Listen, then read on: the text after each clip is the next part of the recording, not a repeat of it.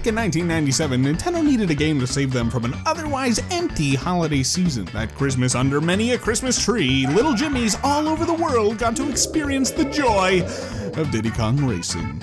Not me, though. I was one. The N64 era really just passed me by. I had a Super Nintendo and a GameCube, but skipped right over the N64 until I was much older, so I didn't get to experience a lot of the games of that time at the time. Sometimes I get the urge to fire up an N64 game that I haven't played all the way through before, and the lucky candidate this time around was Diddy Kong Racing. This is one of the best kart racers money can buy. Loved it so much I beat it twice. Watch this, watch me go.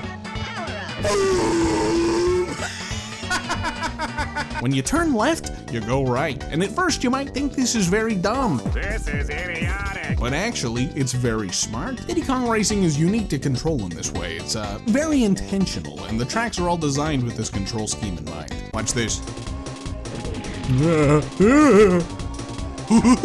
Once you get the hang of it, you can slice through these levels like butter. I don't even think there's a single track I hate. They're all bangers. Did you know that this is the first kart racer to include a story mode?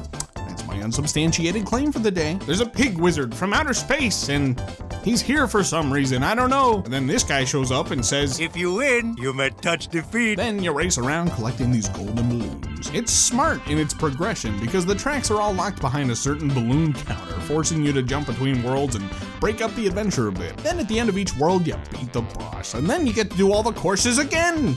Yeah! Except this time, you gotta collect all the coins and come in first. This is the most fun I've had completing a game in a hot minute. It's exhilarating. You gotta know the exact location of each of these coins and race these courses with pinpoint precision. I live for this shit. It also helps that you're switching between kart, plane, and motorcycle, which break up the game a bit and make it a bit more fun and digestible. And what do you get for all your hard work? A race, of course, against...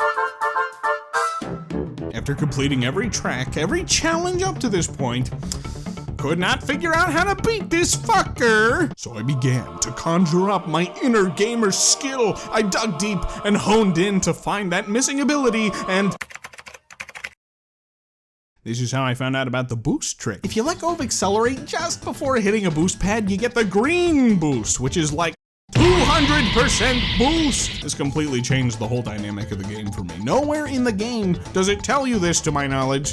I'm sorry if you're a child in the 90s, but holy shit, it felt like unlocking a whole new skill that was actually there the entire time. So I finished out the story, and well, I just had to do it again in Adventure 2, which mirrors every course and places those coins in different locations. Seriously, the green boost was the last piece of the puzzle to push this game into great territory for me. I fucking love this game. Then I did the time trials, which I normally hate, but since I played the game front and back twice, I knew the layouts like the back of my hand and the best routes to take, so I actually flew through them pretty quick and had a blast doing it.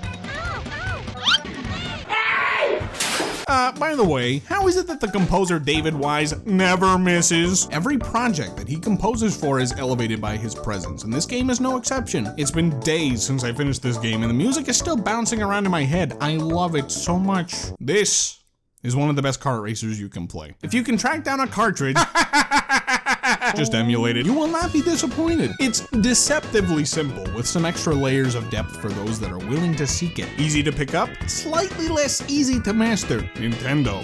Shake hands with Rare. Again, I think your online service sucks rocks, but more people should have the opportunity to play this hidden and oftentimes overlooked gem. I'm gonna cross my fingers and hope and pray that someday we get a new one. Mario Kart doesn't need to be your only racer, you know. Also make a new Donkey Kong game.